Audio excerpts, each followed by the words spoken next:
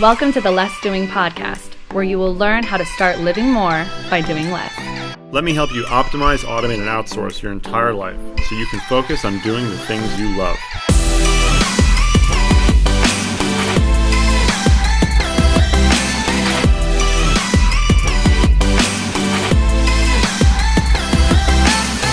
Now here's your host, Ari Mizell. Welcome back to the Less Doing podcast. I am your host, Ari Mizell, and I have the extreme pleasure of having a friend, mentor, coach, and just visionary in terms of entrepreneurial coaching on the show with me again. So Dan Sullivan, please say hello. Thank you, Ari. A real pleasure. Thank you for having me, taking the time rather. Yes, and actually just having me on your podcast as well. So we are in the midst of doing a big project or several projects right now through Less Doing that have to do with impact filters. So unlike your audience, my audience probably is not as familiar with what the impact filter is. So can you talk a little about what it is and how it came about? And also personally, I was curious, is it one of the first sort of worksheets that you came up with in Coach? Yeah, so just a little background. I started one-on-one coaching in 1974, so this is my 44th year, and did that for 15 years and then I had enough confidence and I had enough knowledge about the 80% that was true of all entrepreneurs, regardless of the specialty. So in 1989, my partner and I, Babs Smith, lifetime partner, wife, soulmate, no Babs, no coach sort of thing, we created a company where we could do this in workshop form. And Ari, you're familiar with Coach, but for those who have not been there, it's a once a quarter, 1 day per quarter, you come and are in a group of entrepreneurs, and we have income criteria. So individuals have to be making at least $100,000 personally per year, and then we have $500,000, and then we have a whole group of people who are clearly over $1 million in personal income. And what we're trying to do is, with every entrepreneur, we have 60 different industries. They come from about 25 different countries. We're trying to take the entrepreneur and just simplify them back to what they love doing and what they're really great at, okay, and to stop their habits, which get them involved in activities and in projects which they are no good at, and as a matter of fact, they're actually a bother to other people when they're involved, and to actually free themselves up to take on much bigger opportunities in the future and constantly grow and never retire. Absolutely. Because entrepreneurs, by their very nature, don't have to retire. There's no mandatory. But they do have to retire if they get really bored and bogged down with things they're not good at. And they interfere with their businesses and teams. And they get all worn out. And along the way, I should say this because I'd like to segue into Less Doing here, is that I'm constantly looking for resources and capabilities outside of Strategic Coach that we can, with just a very simple email, we can plug that individual in. And when I heard about you through Joe Polish at Genius Network, saw you give a presentation and everything else. I said, boy, in the future, if we can ever establish a collaborative partnership with, just in the sense that our people could access your abilities, I said that would be a huge, huge new capability that we could provide to all of our people. And we've tested this for a year, and I think it's all systems go as far as our collaboration. Well, thank you very much for that. So the impact filter, how did that come about? So all of our program is based on what I call thinking processes. And my central belief is that why entrepreneurs get bogged down in details and things that don't work for them is that they don't do enough thinking ahead of time of exactly what they want, such that someone else receiving a written document from them would just totally get not only the content of what is needed, but the context. In other words, not only the what, the how, the when, but especially the why. What does this mean to the entrepreneur? And we train people on this, and we say, if you only mastered one skill for the rest of your life, and you mastered the impact filter over a period of years, you would go 10 times just because of your mastery of this one tool. I think you've actually, Ari, you're a master of delegation. You're a master of accessing. You were impressed with the impact filter. Oh, yeah, because I always say that most of the time when people get a bad result outsourcing or delegating, it's because they didn't communicate what they wanted properly. And to me, this was like such a great tool for it. And also, just as a quick aside to that, I found a long time ago that when I was building out very complex processes, you would find that there would still be mistakes that would happen when someone new did it because they might misname something or they might do something that was very procedural. And what I mean by that is like you told them exactly what to do, but it might have gotten lost in the details. So putting a form, and in this case it would be a digital form in the process at certain places seemed like an inefficiency because you're adding a step, but it would force them to put the information in only the way that you wanted it to be coming out the other end. So to me, the impact filter was that for the entrepreneurial brain. And, just an insight, delegation is like technology. If you're clear and simple at the beginning, the technology will magnify that. And if you're really vague and confused at the beginning, the technology will magnify that. And delegation does the same thing.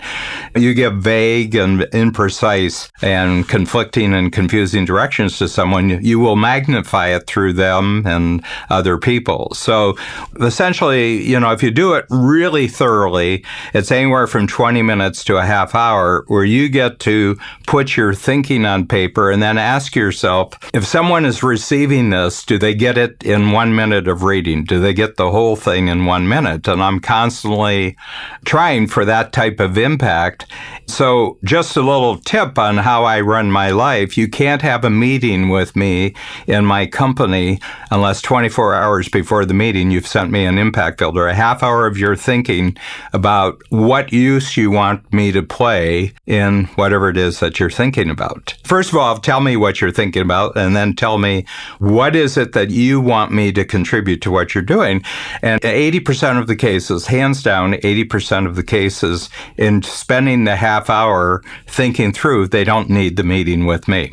Yeah. And I mean, I could think of 15 different answers, but what do you say when somebody says, I don't have time to do that? Yeah.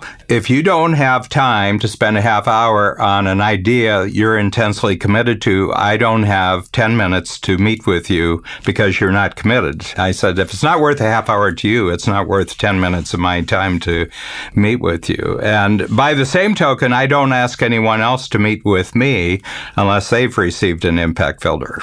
Yeah, it's really good because, again, people are very bad at expressing or conveying what they see as the end goal, right? Yeah. In this. It's amazing because I know from dealing with the people that I deal with in my world that you tell them you're going to have to stop for 20 to 30 minutes to work on this before we can really have a conversation. It would shut a lot of people down. And that is honestly probably a good litmus test, as you said, if they're not that committed to it. Yeah. Well, the whole point is, I used to have this thing that was called the Jose Canseco syndrome. This is back in the 80s when Jose Canseco was a big home run hitter.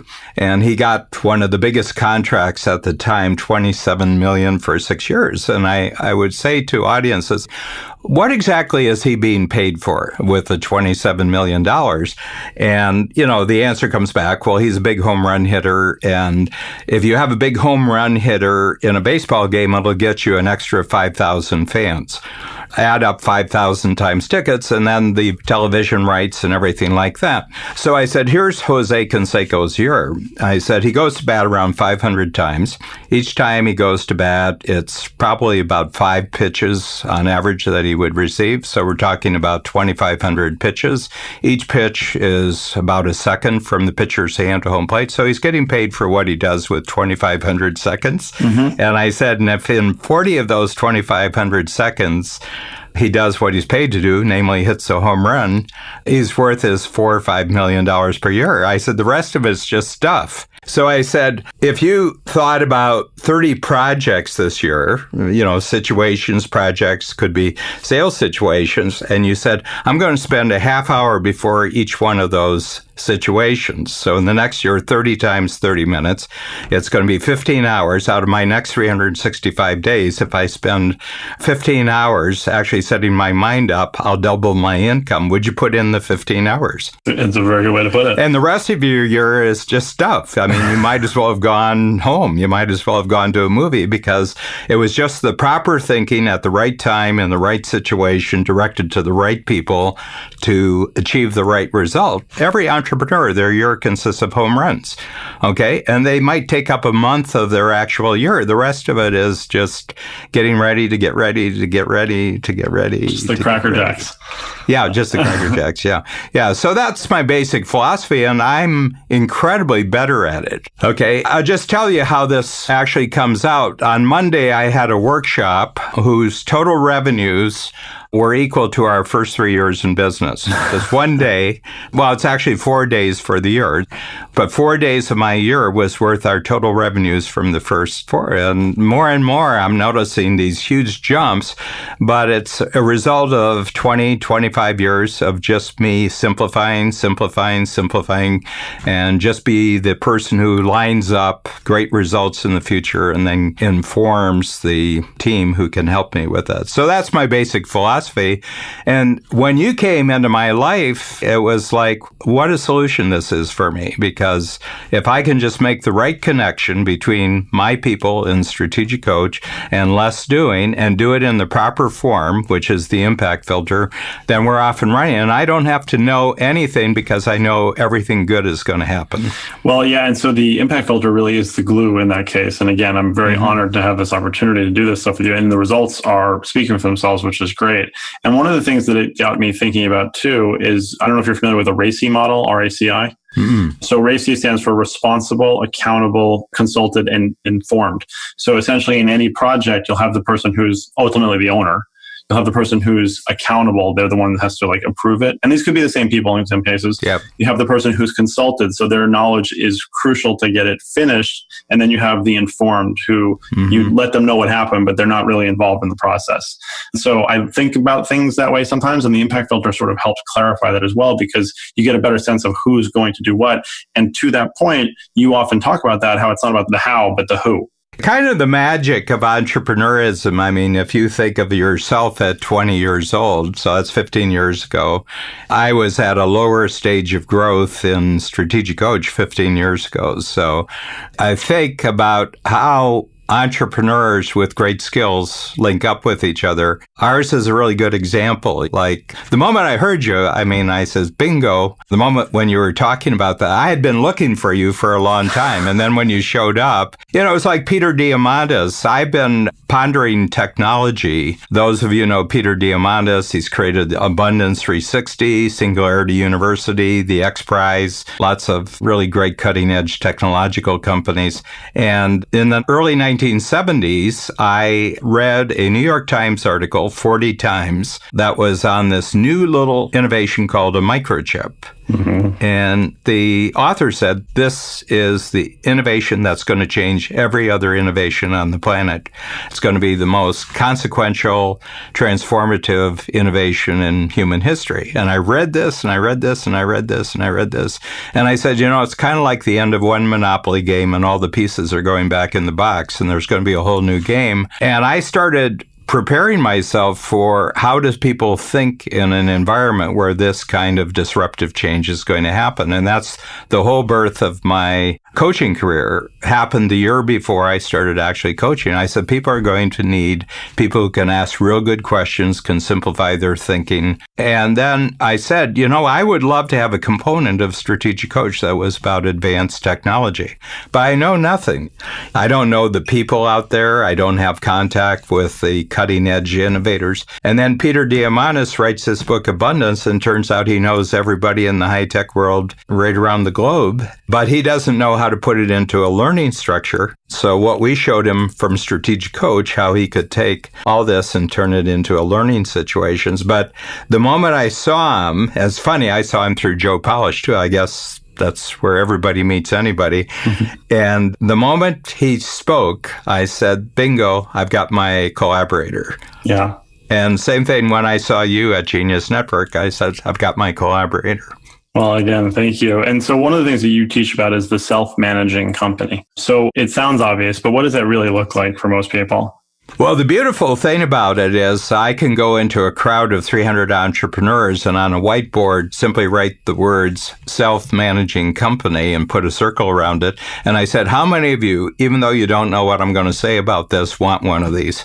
And every hand in the room goes up. And I said, of course you do. I says, because you didn't really start an entrepreneurial company to manage it. Right. You actually start an entrepreneurial company to multiply yourself economically in terms of being able to do what you love doing, being able to work on exciting projects. And here you are. You created it as a miracle, but it turned into a monster. Now the monster is eating you every day. And where you were trying to become an entrepreneur so people wouldn't tell you what to do, every day this monster that you've created tells you what to do and restricts your time and doesn't allow you to be free when you're on free days and is really causing it. So I said, why don't we get back to the original goal of your entrepreneurial career being a miracle, of growth and of rewards and everything else by going through some steps and actually taking the company you have and taking advantage of the capabilities you have, directing them properly, and make the whole thing self-managing so that you can be out creating new opportunities and not managing. Right. Well, it's kind of like the Peter principle. Mm-hmm. Yeah. So it's really that. And I think that entrepreneurs sort of self-impose that. And for those who don't know, the Peter principle basically is that people get selected for positions above them based on their performance in their current role rather than the abilities relevant to the intended role. So employees stop getting promoted when they're no longer performing effectively. So managers rise to the level of their incompetence. Well, the other aspect about that in defense of the employees, oftentimes when they're hired, they're given a good sales job by the employer. Say, this is really going to be exciting. But then when they go into the job, they find the guy that hired them isn't exciting. Yeah. Because the woman or the man who hired them is so bogged down in detail that the excitement that they felt in the original meeting isn't actually there. There's a bit of bait and switch, actually, that takes place. And my feeling is, and people often say to me, you have great people. Where can I find great people? And I said, well, first of all, you don't find them. They find you. And you've got to put out the right signals about who you are. First of all, I said, are you someone that great people would be looking for? Are you someone that great people would love working with? And I said, you're both the message and the messenger. And I said, you have to be consistent. So what I try to do is that I try absolutely not to be in control of anything in my company, but in charge of the future of the company, where the company's going. This is what we're excited about. These are new things we're doing. These are much bigger opportunities and paydays that we have. And everybody's going to be able to grow within this experience. That's very exciting. So I have 130 team members in Coach, and I have 75 of them who've been with me for more than 10 years. Yeah, which is amazing. I hear people all the time that have been in it for 20 years. So. Oh, yeah.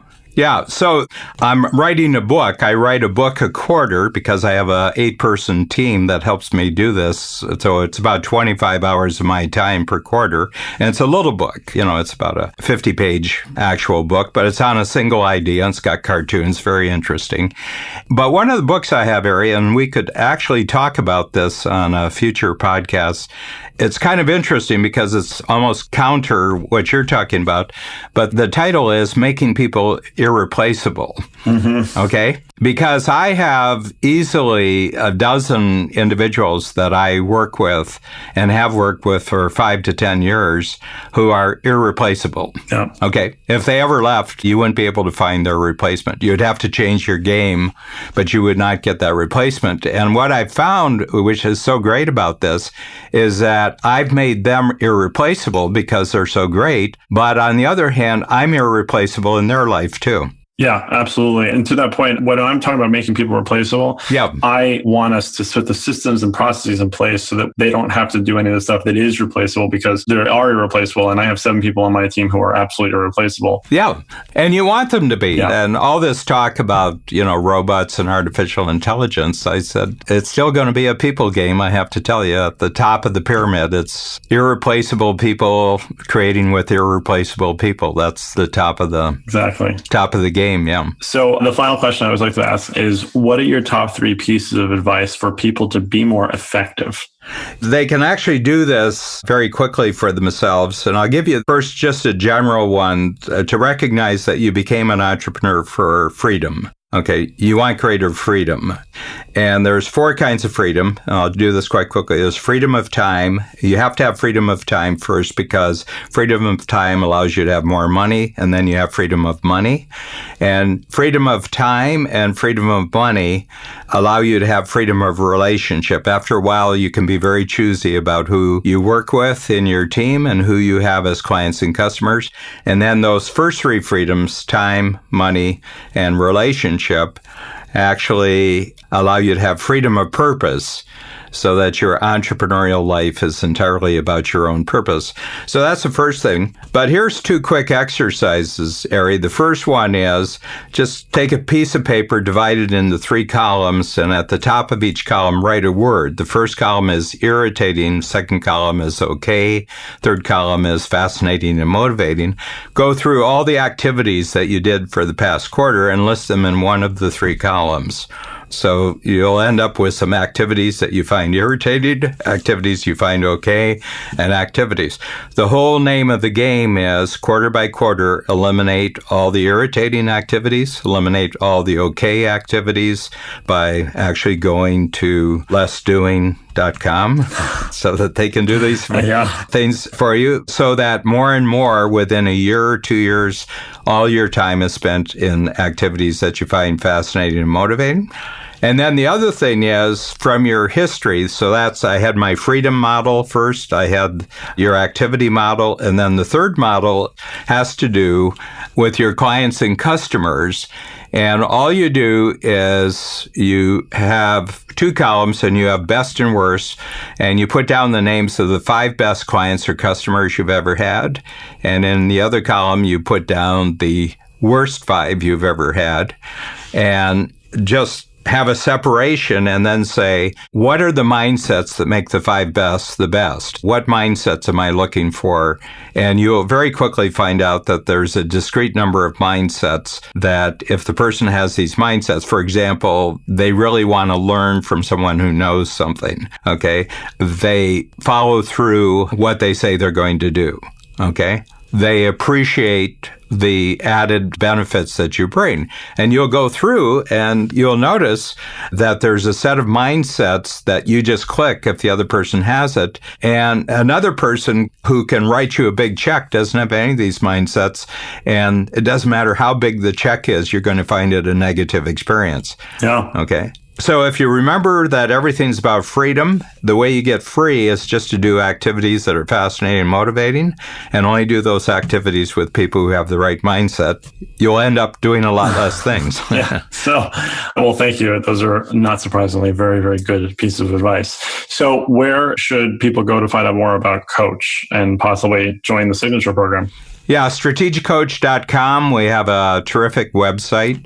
It has a lot of bells and whistles to it. There's knowledge products there. There's instructional videos and everything else. You have to be an entrepreneur. We don't coach anybody except entrepreneurs, and you have to be an experienced entrepreneur. You can't be just starting out in entrepreneurial life.